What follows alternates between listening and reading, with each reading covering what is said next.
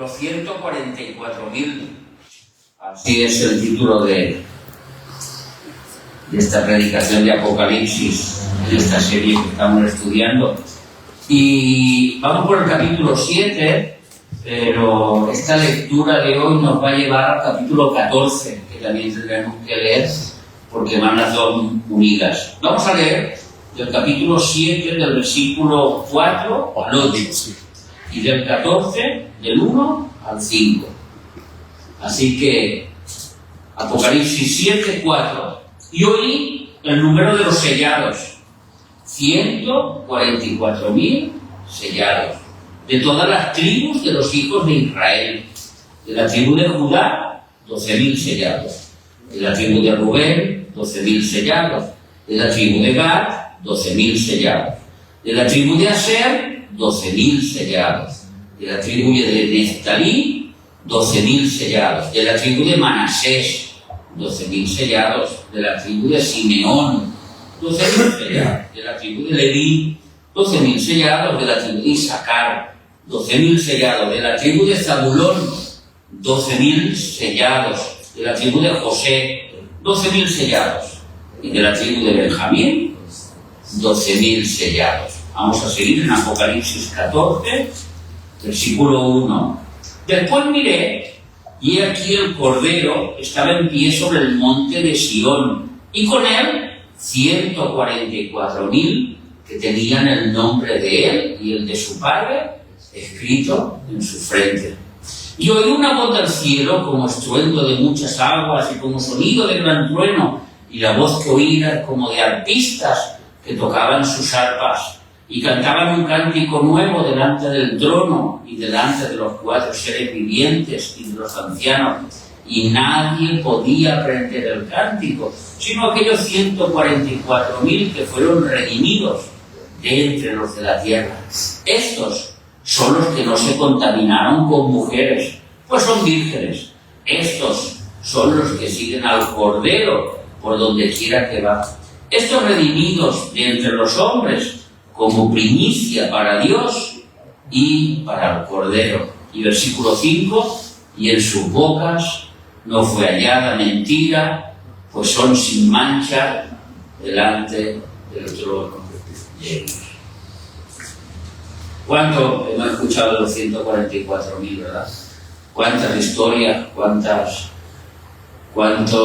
fábulas podíamos decir? Y aún más, cuántas interpretaciones. E incluso hay alguna secta que ha basado en estos versículos para hacer una doctrina falsa, para engañar a muchos. Vamos a empezar estudiando estas palabras de estos 144.000, donde dice que oí el número de los sellados, 144.000 de todas las tribus de los hijos de Israel.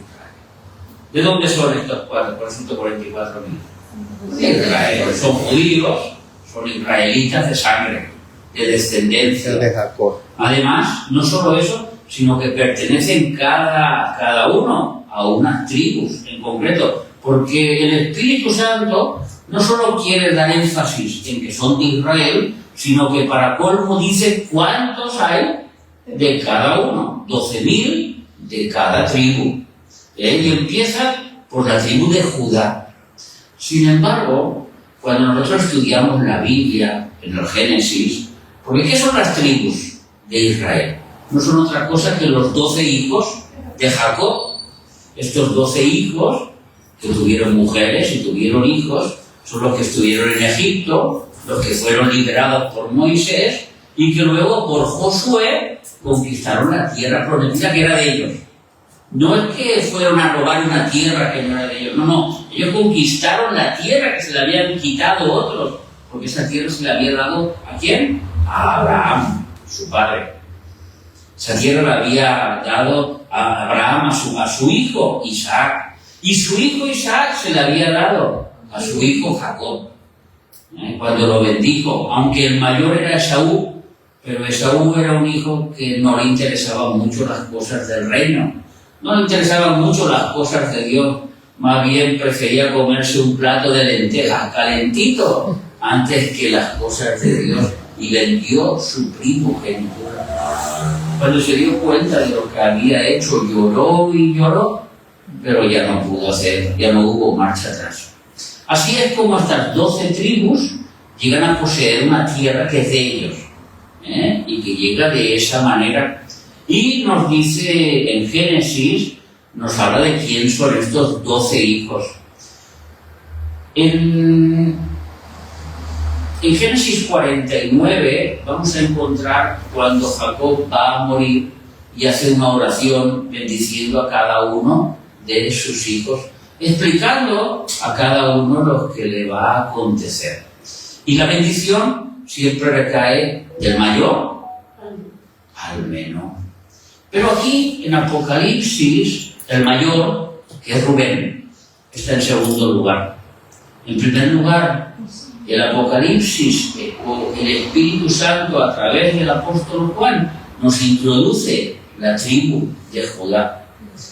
¿Qué hizo algo malo Rubén para que se le quitara este privilegio de ser el mayor? Pues Rubén tuvo un pecado grandísimo, muy, muy grande. Podemos leer en Génesis 35, 22, 35,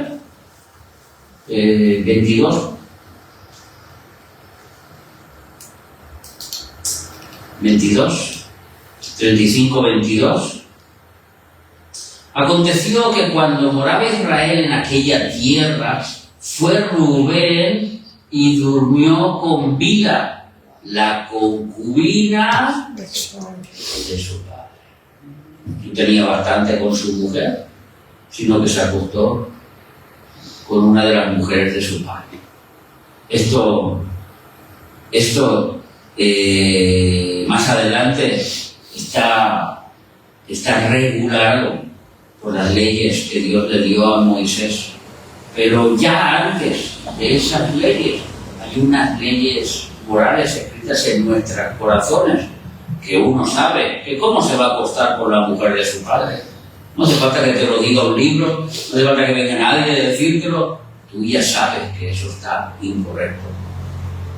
Por ese caso, por este caso, yo personalmente he creído que es quitado el primer lugar a Rubén. Aparte de que en su lugar surge Judá, porque la tribu de Judá es la tribu más bendecida de todos. Porque de la tribu de Judá, ¿quién nació? Nuestro amado Jesús, nuestro Salvador. Vamos a decir como lo dice en Génesis 49:10, cuando el mismo Jacob le profetizaba a Judá lo que iba a acontecer con ellos. Y dice en Génesis 49:10, no será quitado el cetro de Judá, o sea, el gobierno, ni el legislador de entre sus pies, hasta que venga Silo, y a él se congregarán los pueblos. Silo es el Salvador, es el gobernador, hablando de Jesucristo. O sea que es la tribu más bendecida, porque de esa tribu nació nuestro Señor Jesús. ¿Amén? Entonces, vemos que estos 144.000 tienen su raíz desde el Génesis, en el principio con Jacob. Pero para los que estudian un poquito la Biblia, no les pasa por encima que falta una tribu. Y que hay una tribu que se nombra que no pertenece a las 12 tribus. Esto es para los que estudian un poquito la Biblia. Y es concretamente la tribu de Dan. La tribu de Dan no se ha nombrado en estos 144.000. Y sin embargo, en su lugar se ha introducido una tribu que es la de Manasés. Manasés no era otro que hijo de José. ¿Os acordáis de José, el que estuvo en Egipto? Tuvo dos hijos, Manasés y Efraín. Y a Manasés se le nombra como una de las tribus. ¿Qué explicación podía tener el Espíritu Santo para quitar una de las tribus completamente en estos tiempos finales del Apocalipsis? Y yo creo que para entenderlo tendríamos que volver otra vez al principio, a ver qué es lo que dice Jacob, qué es lo que Jacob profetizó sobre esta tribu de Dan. Vamos a ver en Génesis 49, capítulo 16. Dan, la tribu de Dan, juzgará a su pueblo como una de las tribus de Israel. Esto no ha acontecido nunca. Dan nunca ha juzgado al pueblo. De la tribu de Dan nunca ha salido un juez. Han salido muchos jueces que juzgaban al pueblo, pero de la tribu de Dan, que yo tenga entendido, nunca ha salido ningún juez. Continuamos. Será Dan serpiente junto al camino y víbora junto a la senda. Estas dos palabras, serpiente y víbora, nos van a mostrar el carácter de este juez que va a salir de Dan, que muerde los talones del caballo y hace caer hacia atrás al jinete. O sea que va por la retaguardia cuando el caballo ya ha pasado, y mi hermano José, que sabe de caballo, sabe de lo que estoy hablando. Un caballo, cuando ve un animal de frente, como tiene una visión distorsionada y lo ve grande, tiene miedo y enseguida se asusta. Pero en este caso la serpiente no la ve, porque la serpiente viene de detrás para morderlo.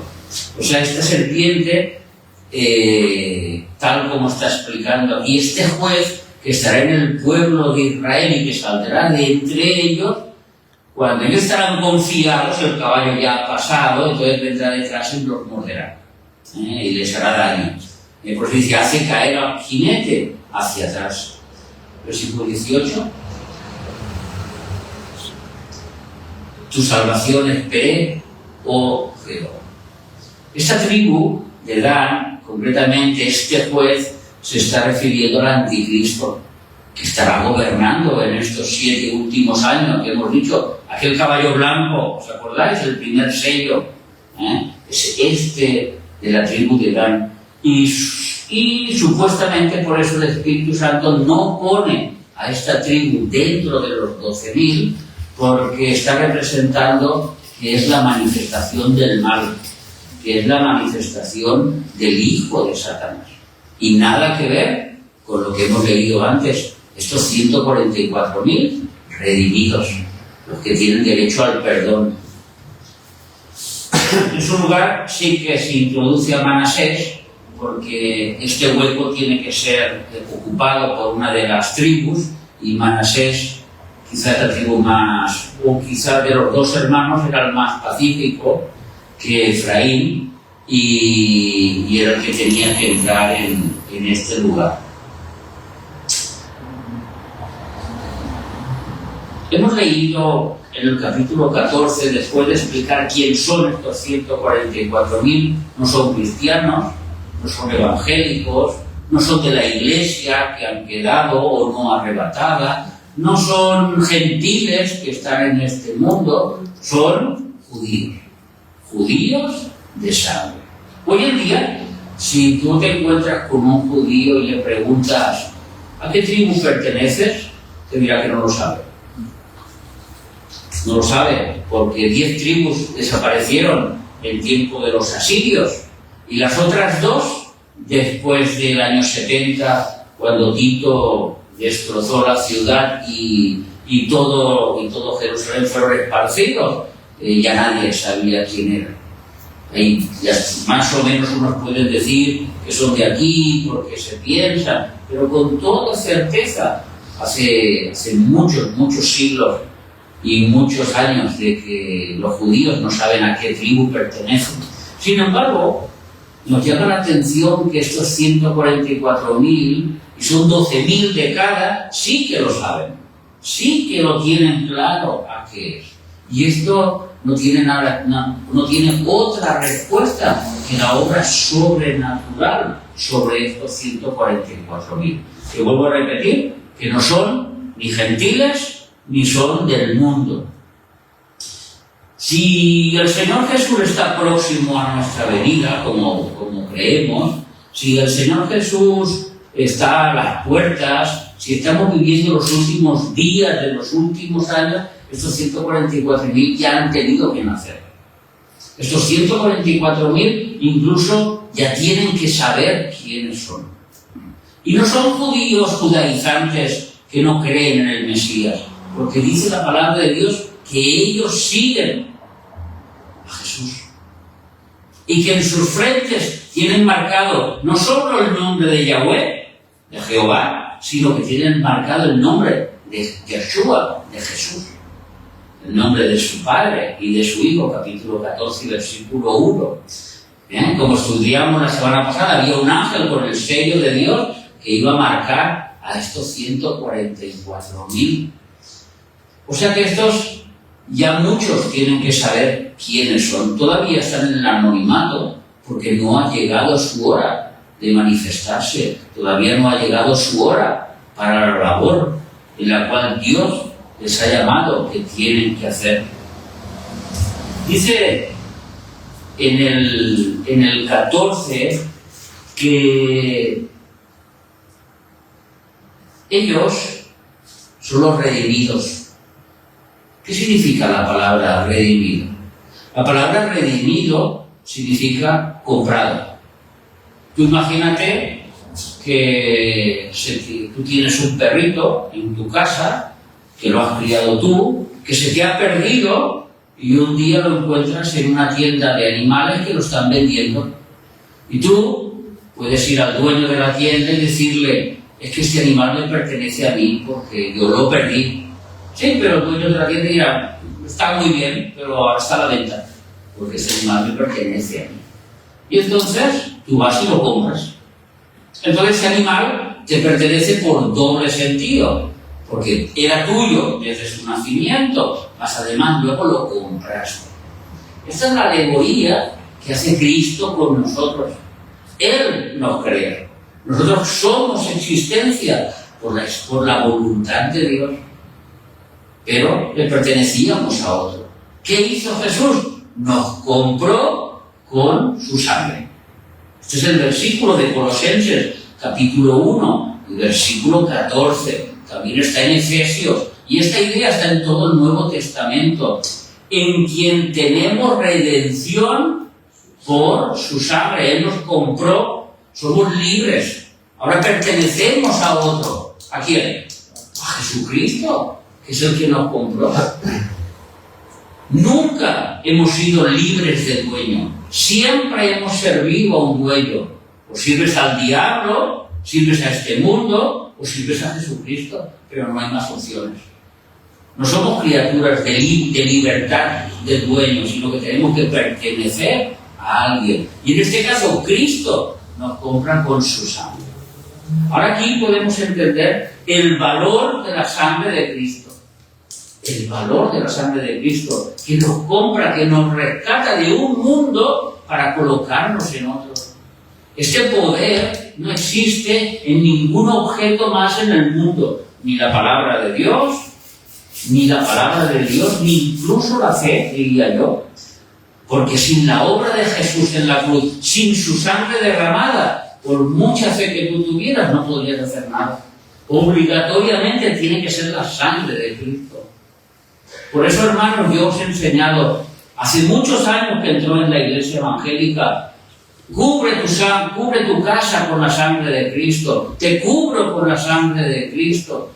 Pero esto es más que un fetichismo, más que una idea equívoca de la realidad. El poder de la sangre de Cristo es mucho más poderoso que cuidar mi casa, que cuidar mi cuerpo, que cuidar mi vehículo. El poder de la sangre de Cristo es que nos traslada del mundo de las tinieblas al mundo de la luz. Y esto es un poder que no tenemos que perderlo nunca de vista. Cuando nosotros dijéramos a alguien que la sangre de Cristo esté sobre ti, que sea sobre un incrédulo. ¿Para qué? Para rescatarlo. Para que pueda ser comprado y traído al mundo de los vivos, que es donde estamos nosotros. Y estos sellados, estos 144.000 son redimidos de este mundo. Pero hemos dicho que eran judíos, eran israelitas, no eran de los gentiles. Y dice la Biblia que estos son rescatados y que son primicias para el Señor. Son los primeros que son primicias. Y tienen unas cualidades, luego vamos a hablar de qué significa primicias. Y tiene unas cualidades que todos tenemos que entender, porque no se contaminaron con las mujeres. ¿Qué acaso nuestro hermano Dani, que se casó con su mujer Heidi, se contaminó cuando se casó con ella? O nuestro hermano Isidro, que se casó con su mujer Deli, se contaminó cuando estuvo con ella. Se está refiriendo a este tipo de contaminación. La Biblia no se contradice, la Biblia no dice una cosa en un versículo y más adelante dice otro. Tenemos que entender la armonía bíblica, tenemos que entender, tenemos que saber explicar bien la Biblia dentro de sus parámetros, dentro de su armonía, como vuelvo a repetir. Vamos a ver en Hebreos, capítulo 13. Antes que pases una pregunta, hermano de Luciano. Luego lo hacemos. Vamos a ver qué dice en Hebreos, capítulo 13 y versículo 4, hablando del matrimonio. Dice así la palabra de Dios: honroso sea en todos el matrimonio. No es contaminado. El matrimonio no está contaminado. Cuando tú te casas con una mujer cuando se casa con un varón, no está contaminado. Es honroso. Y el lecho sin mancilla. O sea, el lecho, que no hay fornicación, que no hay adulterio. Por eso dice, pero a los fornicarios y a los adúlteros los juzgará Dios. Pero los que están casados con su esposa no van a ser juzgados, porque es una cosa que Dios lo ve bien, es honroso. Entonces, cuando aquí dice que no se contaminaron con mujeres estos 144.000, y más adelante dice que son vírgenes, pues son vírgenes. En el versículo 4, estos son los que no se contaminaron con mujeres, pues son vírgenes. ¿A qué se estará refiriendo este versículo? ¿Cómo lo podríamos nosotros interpretar a la luz de la Biblia sin oponernos a otros versículos de la Biblia? Pues claramente se está hablando de los tiempos que ellos estaban viviendo. Porque mirad lo que dice Éxodo, capítulo 20 y versículo 17. Esto es un mandamiento de Dios directamente. Vosotros los conocéis bien, los 10 mandamientos. No codiciarás la mujer de tu prójimo. Ellos son vírgenes en cuanto a los mandamientos de Dios. Ellos no han caído en pecado, sino que siguen los 10 mandamientos de Dios como buenos hebreos, como buenos judíos. ¿Os acordáis con aquel rico, que era un chico joven, que tenía mucho dinero y que se acerca a Jesús porque algo le iba por dentro que no estaba bien? Jesús, ¿qué haré para tener la vida eterna? Y Jesús le dice, cumple los mandamientos. ¿Y cuál es su respuesta? Desde pequeño lo sé y desde pequeño los cumplo. A este es el cumplimiento, esta es la virginidad que se está refiriendo aquí el Espíritu Santo. Virgen, en cuanto no han codiciado otras mujeres.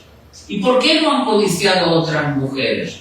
Porque viven en un momento en la sociedad donde el sexo es el dios de este mundo, o la diosa de este mundo, donde el sexo, el libertinaje sexual está por todos los lados, donde cualquiera puede codiciar lo que ve por la tele, lo que ve por internet, lo que ve en cualquier lugar, porque lo tiene de libre acceso. Esto no pasaba hace 2000 años, donde ustedes se acuerdan de aquella que la cogieron en adulterio. ¿Y qué pasaba en el pueblo de Israel? Que la querían apedrear. Jesús fue claro: quien esté libre de pecado, que tire la primera piedra. Pero en este tiempo que está hablando aquí el apóstol, no es en aquellos tiempos, aunque siguen siendo israelitas, hay un libre albedrío en el pecado sexual. Hasta tal punto, y yo no sé si ustedes lo saben, Madrid era la capital del homosexualismo hasta hace unos años, que se cambió a Tel Aviv. Tel Aviv es la capital de los homosexuales en la actualidad, en el pueblo de Israel. donde vemos cómo la contaminación sexual va incrementándose. Por eso sabemos que también estos escritos nos dicen que estamos en los tiempos finales, porque es tal cual. Estos no se contaminaron, aunque su alrededor estaba lleno de contaminación. Si estaban casados o no estaban casados, nada tiene que ver, porque cuando uno se casa, no se contamina con su mujer. Se contamina fornicando, se contamina pecando, se contamina codiciando con los ojos. Vamos a ver Mateo 5, versículos 27 y 28, lo que Jesús explicó de aquellos versículos de Éxodo que acabamos de leer. Vamos a ver lo que nos dice Mateo, capítulo 5, versículo 27. Oísteis que fue dicho, no cometerás adulterio. Todo el mundo lo sabía eso. No me puedo acostar con la vecina. Eso lo tenían todos claro. Pero yo os digo que cualquiera que mire a una mujer para codiciarla, ya adulteró con ella en su corazón. Estos 144.000 viven en un tiempo donde esto es muy sencillo de hacer, pero ellos no lo han hecho. ¿Por qué? Porque ellos hacen una cosa que tenemos que hacer todos los cristianos: siguen al Cordero. A donde quiera que va, ellos siguen al Cordero. Después de estas palabras de los vírgenes, dice el versículo: estos son los que siguen al Cordero por donde quiera que va. ¿Ustedes no les recuerda nada de esto de la Biblia? El que sigue a Jesús, los que siguen a Jesús. Vamos a leer en Juan capítulo 10 y versículo 27. Ya lo hemos estudiado los domingos en la serie de Juan, pero todos conocen este versículo: mis ovejas oyen mi voz y yo las conozco y me siguen. Estos 144.000 pertenecen al rebaño de Jesucristo, oyen su voz. Nosotros tenemos que oír su voz, tenemos que conocer su voz. Las ovejas básicamente son ciegas. Las ovejas no ven a 2 metros delante de ellas, no ven nada y se guían por el oído. Por eso cuando el pastor hace su ruidito, las ovejas van allí. Si no recuerdo, nuestro hermano José en una de las predicaciones explicó lo de que muchas ovejas estaban juntas en un lugar y cuando era la hora de marchar, cada pastor hizo su ruidito. Otros un golpecito, otros otra cosa. Y cada ovejita sabía por dónde iba. No hacía falta mirar nada. Cada una conocía a su pastor. Esto es lo que hacen los 144.000. Siguen, conocen a su pastor. Enseñanzas que son muy, muy oportunas para nosotros. Tenemos que conocer la Biblia. Tenemos que conocer a Jesús más profundamente. Mirad. Nosotros, muchas veces, para conocer a una persona, tenemos que pasar tiempo con él, con ella. Nuestra hermana Heidi, ¿cómo va a conocer a Dani? ¿Cómo se va a enamorar de él si no pasa tiempo con él? Si no está tiempo sabiendo que le gusta, que no le gusta, hablando de circunstancias. Y eso nos tiene que ocurrir con Jesús y con su palabra. Cuando dice Jesús: venid a mí, todos los que estáis cansados y cargados, que yo os haré descansar, no podemos pensar, es que Jesús tiene una cama y nos va a echar en la cama y vamos a descansar. Ni tampoco podemos pensar, Jesús nos va a quitar nuestra ansiedad y nos hará descansar porque con Él tendremos paz. Porque nuestra vida llena de turbulencias, Jesús nos trae paz y estaremos con Él. Eso no es lo que está diciendo Jesús. Y ahí empezamos a conocer a Jesús. ¿Qué es lo que dice Jesús? Que Él tiene una cualidad que se llama paz. Él es la paz. Él no es que tiene paz, es que la paz es de Él. Y si vamos con Él, tendremos esa paz. Y tendremos ese descanso. Son cualidades de Jesús.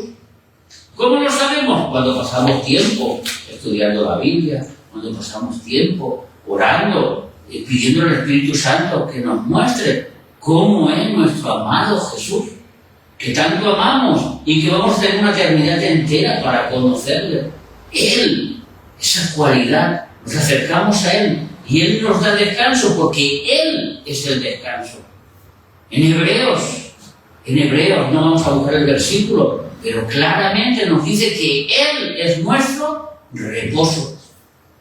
El Sabbat del Antiguo Testamento es Jesús. En el Nuevo, Él es el reposo. Y ahora el reposo no es un día a la semana, es 24 horas al día, todos los días del año. Tú tienes a Cristo, tienes el reposo. ¿Dónde tienes que ir a descargar tus penas? A Jesús, y Él te dará de su reposo, porque es parte de Él. ¿Verdad que si tú te acercas a las cataratas del Niágara, que todos sabemos cómo son y lo hemos visto por la tele, ¿y qué te va a pasar allí? Que te vas a mojar. ¿Por qué? Porque la turbulencia, la caída del agua es tan espectacular que todo es una nube de agua por todos los lados. Esta es la semejanza con Cristo y el reposo. Si te acercas a Él, te vas a mojar de su reposo. Su reposo se va a impregnar a ti. Por eso estos 144.000 lo siguen. Cada circunstancia de su vida saben que ahí tienen que estar con Jesús, como estuvieron los apóstoles, hasta el punto de dar su vida por Él.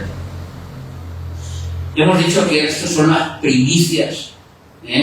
Esto nos dice que estos son redimidos de entre los hombres como primicias para Dios y para el Cordero. Primicias significa los primeros en salvarse, después en medio de la tribulación, que son aquella iglesia que todavía no ha sido arrebatada, que son aquellos que se han convertido, pero que no se han acabado, que no tuvieron la ocasión de marchar en el arrebatamiento y están en la tribulación y en la gran tribulación. ¿Está hablando de este suceso? No, porque está claro lo que hemos leído al principio. ¿De dónde son estos 144.000? Judíos, israelitas, no son gentiles, no son tortosinos ni de Barcelona, ni de Madrid, ni de Italia, son israelitas, de sangre, de procedencia israelita. Están por todo el mundo, pero son israelitas. Y estos 144.000 son las primicias. ¿De qué? De la salvación que vendrá después, una primera salvación. Como Cristo es la primicia de la resurrección, Él es el primero en resucitar, para que luego nosotros seamos la cosecha de esa resurrección. Así estos 144.000 son los primeros judíos que se van a convertir, son los primeros que van a ser redimidos por la sangre del Cordero. Hoy tú le hablas a un judío de la sangre de Cristo y es como si le hablaras del diablo.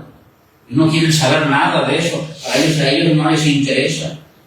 Ellos no entienden, tienen un velo en la cara. Vamos a ver lo que nos dice 2 de Corintios capítulo 3 y versículo 16 en cuanto a este velo que ellos tienen, que no entienden. Pero cuando se conviertan al Señor, cuando vean al Señor, el velo se les quitará. ¿Por qué dice el versículo 15? Perdona, el versículo 15. Y aún hasta el día de hoy, cuando leen a Moisés, el velo está puesto sobre el corazón de ellos y no entienden a Jesucristo, pero un día lo verán. ¿Cuándo verán a Jesucristo ellos? Quizás Zacarías nos da la respuesta. Jesús dijo. Capítulo 12 y versículo 10. Vamos a ver si Zacarías nos va a dar la respuesta. Zacarías capítulo 12 y versículo 10. Dice que habrá un tiempo en que derramaré sobre la casa de David y sobre los moradores de Jerusalén espíritu de gracia y de oración. Y mirarán a mí, a quien traspasaron. ¿Quiénes fueron los que traspasaron? A Jesús. No fue a David, ¿verdad que no? Ni fue a Salomón, fue a Jesús. Y llorarán como se llora por el Hijo unigénito, afligiéndose por él como quien se aflige por el primogénito. En ese momento, cuando el velo se les caiga, cuando tengan a Jesús delante en la segunda venida, entonces los israelitas dirán, y no quisimos creer en él. Tanto que se nos había predicado, tanto que se nos había hablado de nuestro Mesías, lo tuvimos delante y no creímos en él. Pero pasará algo en ese mismo momento, que Romanos nos da la clave, Romanos 11:25, y nos dice Romanos que después de que nosotros hayamos entrado en el reino de los cielos, entonces, dice la parte final, hasta que haya entrado la plenitud de los gentiles, porque no quiero, hermanos, que ignoréis de este misterio, para que no seáis arrogantes en cuanto a vosotros mismos, que ha acontecido a Israel endurecimiento en parte, hasta que haya entrado la plenitud de los gentiles. Y después, versículo 26, todo Israel será salvo. Esto es una primicia. Los que han creído, estos 144.000, los primeros frutos de la gran cosecha que habrá en la segunda venida de Cristo. Entonces, no es que hayan 144.000 salvos únicamente, ni que sean 144.000 predicadores que van a ir por la tierra, sino que son las primicias, los primeros judíos. Y claro, ¿qué hace un hijo de Dios? Normal, predica del reino. Ir y predicate el Evangelio a toda criatura, hacer discípulos, es lo que harán ellos, pero no como su ministerio de ser los que van a predicar a los judíos, porque los judíos no van a creer hasta que no venga Jesús y se les caiga el velo, hasta que no lo tengan delante y entonces lloren, como hemos leído a continuación, como hemos leído antes, y entonces en ese momento todo Israel será salvo. Por último, y en sus bocas, dice el versículo 5, no fue hallada mentira, pues son sin mancha delante del trono de Dios. Hemos dicho que son vírgenes, hemos dicho que siguen al Cordero, que oyen su voz, que le siguen por donde va. Hemos dicho que no les contamina el mundo exterior, porque hacen una cosa que nosotros tenemos que aprender y hacerla. Porque si no, no tendremos derecho a entrar, no tendremos derecho a lo largo de la vida. Nosotros hemos creído por fe en la obra de Jesucristo. Nosotros creemos que el Señor nos ha regalado la salvación, esa salvación que un día la alcanzaremos cuando vayamos al más allá, cuando lleguemos al momento de hallarla, que nos dice Apocalipsis capítulo 22 y versículo 14. Bienaventurados los que lavan sus ropas. Esto no quiere decir que nuestra hermana Rosa mete la ropa en la lavadora y mañana sale limpia. O nuestra hermana Madeline, que pone las frazadas en la lavadora y salen limpias. No. Aquí está hablando de nuestro cuerpo, de nuestro corazón, de los que continuamente están lavando.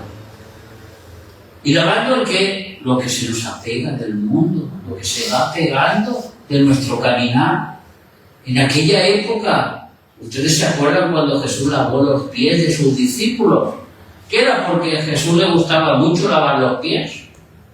Porque era la costumbre que había en aquella época, porque caminaban con calzado destapado por caminos de tierra y entraban en las casas, y en las casas nos tenía que entrar la suciedad de la calle. Entonces se lavaban los pies, y normalmente lo hacía un siervo.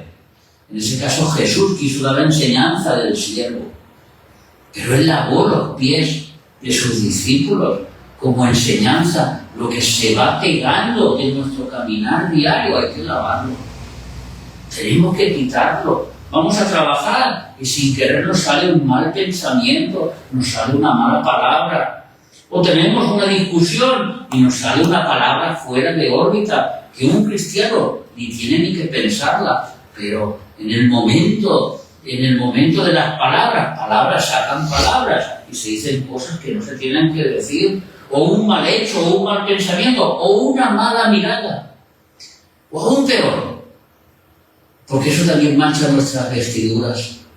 Aquello que tuvimos que decir que era nuestra obligación y no lo hicimos por miedo. O aquello que tuvimos que hacer con aquella persona que sabíamos que era lo bueno, pero no lo hicimos y lo dejamos pasar. Eso también es un pecado de omisión. Son pecados que también se nos vienen encima. Por eso el salmista dice: oh Señor, muéstrame cuáles los pecados que hay ocultos. Los que son visibles ya los conozco, pero los que no son visibles, eso, muéstramelos para pedir perdón, para no caer en ellos. Bienaventurados los que lavan sus ropas para tener derecho al árbol de la vida. Ustedes saben cuál es el árbol de la vida, ¿no? Sí. Y el árbol de la vida es Jesús, la salvación. Para tener derecho a este árbol y para poder entrar a las puertas de la ciudad, de la nueva Jerusalén, aquella que bajará del cielo y que nosotros viviremos allí. Amén. Ese mar de cristal, esas calles de oro, esas puertas de perlas, esa preciosidad, donde el polvo ya no existe, el barro ya no hay, donde ya no hay llanto, donde ya no tendremos más memoria de los sufrimientos que hemos pasado aquí. Pero para eso tenemos que lavar continuamente. Y si pecamos, abogado tenemos en el cielo. Pero cuidado, que no caigamos en el engaño de Satanás. Tú peca y después pide perdón. Tú peca y después pide perdón. Y la sangre de Cristo todo lo perdona.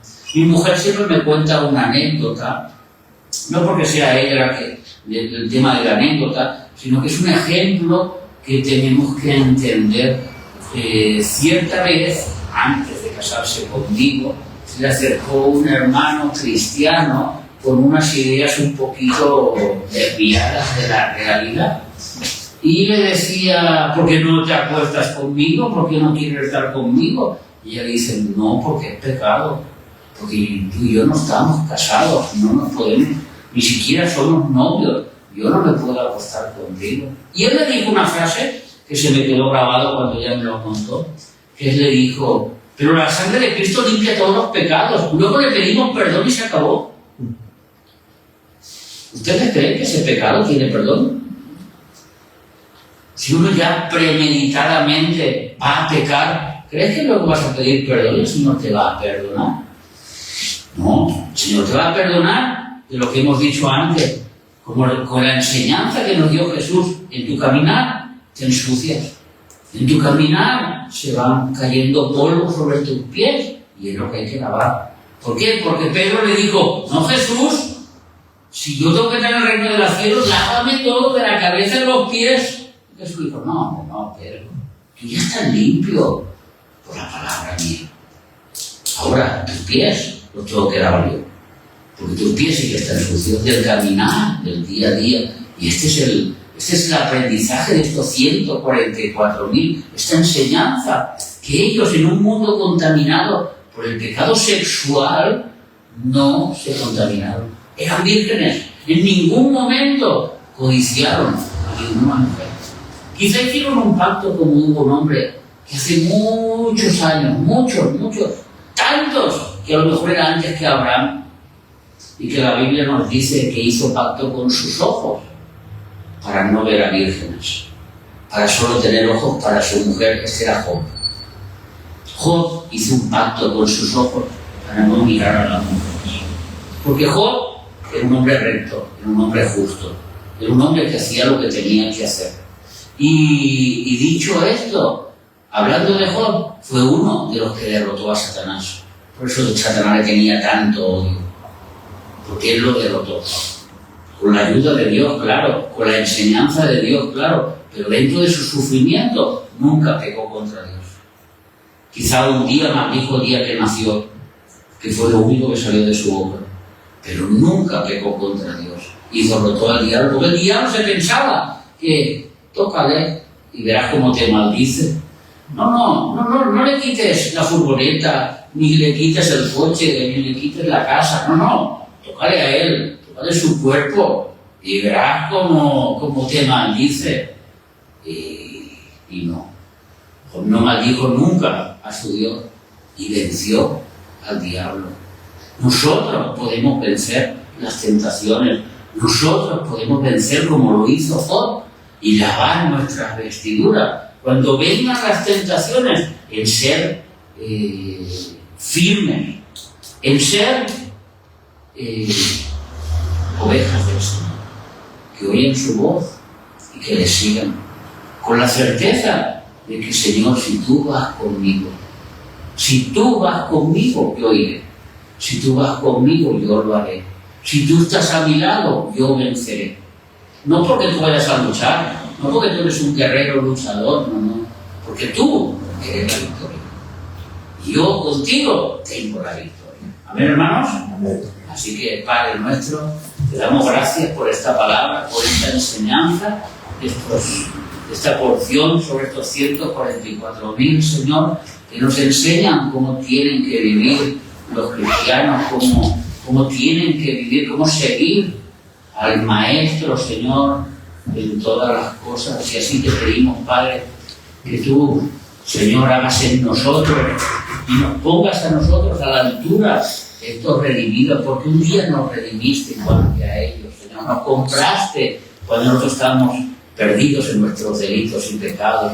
Te damos gracias por todos los hermanos que han podido venir, Señor. Te pedimos por aquellos que por diferentes circunstancias no han podido venir, para que tú los bendigas y si los traigas en bien el próximo día. Y así te lo pedimos, Señor, que nos lleves en bien a nuestras casas. En el nombre de Jesús. Amén. Amén. Y amén.